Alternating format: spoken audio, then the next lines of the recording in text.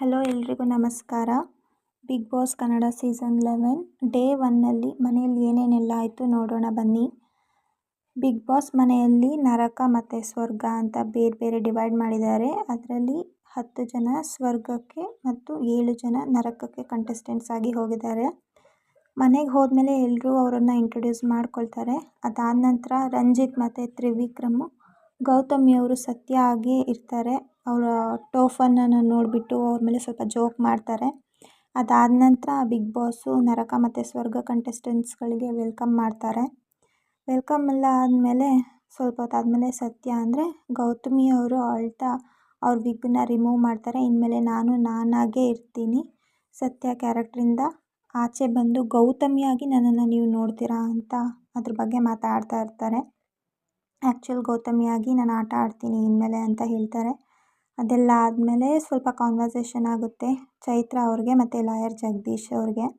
ಇದಾದಮೇಲೆ ಯಮುನಾ ಮತ್ತು ಲಾಯರ್ ಜಗದೀಶ್ ಅವರು ಬಿಸಿನೀರಿನ ಬಗ್ಗೆ ಸ್ವಲ್ಪ ಮಾತಾಡ್ತಾ ಇರ್ತಾರೆ. ಅಂದರೆ ನರಕದಲ್ಲಿರೋ ಸ್ಪರ್ಧಿಗಳು ಸ್ವಲ್ಪ ಗಂಟಲು ನೋವಿದೆ, ಬಿಸಿನೀರು ಬೇಕು ಅಂತೆಲ್ಲ ಕೇಳ್ತಾ ಇರ್ತಾರೆ. ಅದಕ್ಕೆ ಅವರು ಬಿಸಿನೀರನ್ನು ಕೂಡ ಕಾಯಿಸಿ ಕೊಡ್ತಾರೆ. ಇದೆಲ್ಲ ಆದಮೇಲೆ ಜಗದೀಶ್ ಅವರು ಟೀ ಮಾಡೋದಕ್ಕೆ ಏನು ಪ್ರಾಡಕ್ಟ್ಸ್ ಏನು ಬಂದಿಲ್ಲ, ಮಿಲ್ಕ್ ಬೇಕು, ಟೀ ಪೌಡ್ರು ಬೇಕು ಅಂತೆಲ್ಲ ಕೇಳ್ತಾ ಇರ್ತಾರೆ ಬಿಗ್ ಬಾಸ್ ಅವ್ರಿಗೆ. ನೆಕ್ಸ್ಟು ಡೇ 1ನಲ್ಲಿ ಸಾಂಗು ಡ್ಯಾನ್ಸು ಎಲ್ಲ ಹಾಕ್ತಾರೆ. ಅದೆಲ್ಲ ಡ್ಯಾನ್ಸ್ ಎಲ್ಲ ಮುಗಿಯುತ್ತೆ. ನಂತರ ಧನ್ರಾಜ್ ಮತ್ತು ಭವ್ಯ ಅವರು ಒಂದು ಕಡೆ ಕೂತ್ಕೊಂಡು ಎಲ್ಲ ಕಂಟೆಸ್ಟೆಂಟ್ಸ್ ಬಗ್ಗೆ ಮಾತಾಡ್ತಾ ಇರ್ತಾರೆ. ಅವ್ರು ಯಾವ ಥರ, ಇವ್ರು ಯಾವ ಥರ ಇರ್ತಾರೆ, ನಾವು ಈ ಥರ ಅಂದ್ಕೊಂಡಿದ್ವಿ ಅಂತ ಬೇರೆ ಕಂಟೆಸ್ಟೆಂಟ್ಸ್ ಬಗ್ಗೆ ಸ್ವಲ್ಪ ಮಾತಾಡ್ತಾ ಇರ್ತಾರೆ. ಇದಾದಮೇಲೆ ಬಿಗ್ ಬಾಸ್ ಅವರು ನರಕ ಮತ್ತು ಸ್ವರ್ಗದ ಕಂಟೆಸ್ಟೆಂಟ್ಸ್ಗಳಿಗೆ ಫುಡ್ಡನ್ನು ಕಳಿಸ್ಕೊಡ್ತಾರೆ. ಇಬ್ಬರಿಗೂ ಬೇರೆ ಬೇರೆ ಥರ ಫುಡ್ ಇರುತ್ತೆ. ಅಂದರೆ ಸ್ವರ್ಗದ ಕಂಟೆಸ್ಟೆಂಟ್ಸ್ಗಳಿಗೆ ಸ್ವಲ್ಪ ಲಕ್ಸುರಿ ಫುಡ್ಸ್ ಇರುತ್ತೆ.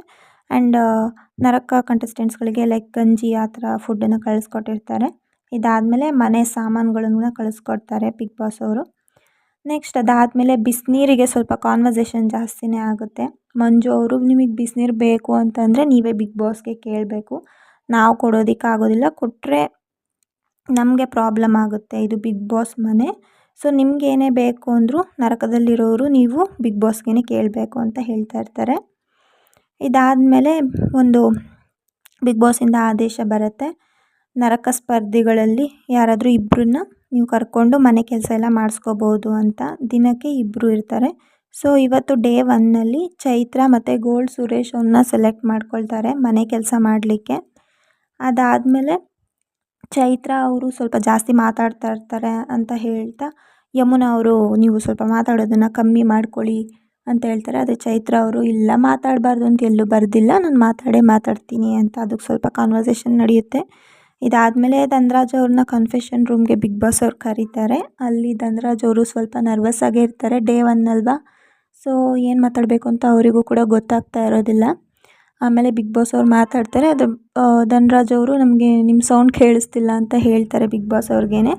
ಬಿಗ್ ಬಾಸ್ ಅವರು ಮತ್ತೆ ಮಾತಾಡ್ತಾರೆ. ಮತ್ತು ನೀವು ಜಿಂಕೆ ಅಂತ ಹೇಳಿದ್ದಾರೆ ಸುದೀಪ್ ಅವರು, ಜಿಂಕೆ ಥರನೇ ಇರಬೇಕು, ಮನೆಯಲ್ಲಿ ಎಲ್ಲರೂ ಖುಷಿಯಾಗಿ ಇಟ್ಕೊಳ್ಬೇಕು, ಅದು ನಿಮ್ಮ ಜವಾಬ್ದಾರಿ ಅಂತ ಹೇಳ್ತಾರೆ. ಧನ್ರಾಜ್ ಅವರು ನೋಡಿದ್ರೆ ತುಂಬ ಇನ್ನೋಸೆಂಟ್ ಅಂತ ಕಾಣಿಸುತ್ತೆ. ಅವ್ರಿಗೆ ಲೈಕ್ ಈ ಜಗಳ ಅದೆಲ್ಲ ಮಾಡಲಿಕ್ಕಾಗಲ್ಲ, ತುಂಬ ಇನ್ನೋಸೆಂಟ್ ವ್ಯಕ್ತಿ ಥರ ಕಾಣ್ತಾರೆ. ಆಮೇಲೆ ಧನ್ರಾಜ್ ಅವ್ರಿಗೆ ಒಂದು ಫೈಲ್ನ ಕೊಟ್ಬಿಟ್ಟು ಇದನ್ನು ಮನೆಯವ್ರ ಮುಂದೆ ಎಲ್ಲ ಓದಿ ಅಂತ ಹೇಳ್ತಾರೆ.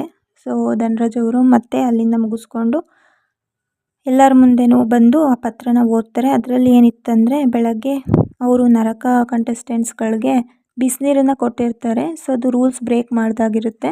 ರೂಲ್ಸ್ ಬ್ರೇಕ್ ಮಾಡಿರೋದ್ರಿಂದ ಮನೆಗೆ ಲಕ್ಸುರಿ ಏನು ಕಳಿಸಿರ್ತಾರೆ ಆ ಲಕ್ಸುರಿ ಐಟಮ್ಸ್ನ ವಾಪಸ್ ಕಳಿಸ್ಬೇಕು ಅಂತ ಬರೆದಿರುತ್ತೆ. ಅದನ್ನು ಎಲ್ಲರ ಮುಂದೆನೂ ಓದ್ತಾರೆ. ಓದಾದಮೇಲೆ ಲಕ್ಸುರಿ ಐಟಮ್ಸ್ನೆಲ್ಲ ಸ್ವಲ್ಪ ಅದರಲ್ಲಿ ಲಿಸ್ಟ್ ಮಾಡಿರ್ತಾರೆ ಏನೇನು ಕಳಿಸ್ಬೇಕು ರಿಟರ್ನ್ ಅಂತ, ಅದನ್ನೆಲ್ಲ ಪ್ಯಾಕ್ ಮಾಡಿ ಅದನ್ನು ರಿಟರ್ನ್ ಮಾಡ್ತಾರೆ. ಸೊ ಇವತ್ತಿಂದು ಡೇ 1ನಲ್ಲಿ ಇಷ್ಟೇ ಇದ್ದಿದ್ದು. ತುಂಬ ಇಂಟ್ರೆಸ್ಟಿಂಗಾಗಿ ಏನೂ ಇರಲಿಲ್ಲ. ನೋಡೋಣ ಮುಂದೆ ಹೋಗ್ತಾ ಇನ್ನೂ ಇಂಟ್ರೆಸ್ಟಿಂಗಾಗಿ ಏನಾದರೂ ನಡೀಬೋದು. ನೆಕ್ಸ್ಟು ಡೇ 2ಅಲ್ಲಿ ಏನು ನಡೆಯುತ್ತೆ ಅದನ್ನು ನೆಕ್ಸ್ಟ್ ವೀಡಿಯೋದಲ್ಲಿ ನಾನು ನಿಮಗೆ ತಿಳಿಸ್ತೀನಿ. ಈ ವಿಡಿಯೋ ನಿಮಗೆ ಇಷ್ಟವಾಗಿದ್ದಲ್ಲಿ ಲೈಕ್ ಮಾಡಿ, ಶೇರ್ ಮಾಡಿ, ಹಾಗೆ ಸಬ್ಸ್ಕ್ರೈಬ್ ಮಾಡೋದನ್ನು ಮರಿಬೇಡಿ. ವಿಡಿಯೋ ನೋಡಿದ್ದಕ್ಕಾಗಿ ಧನ್ಯವಾದಗಳು.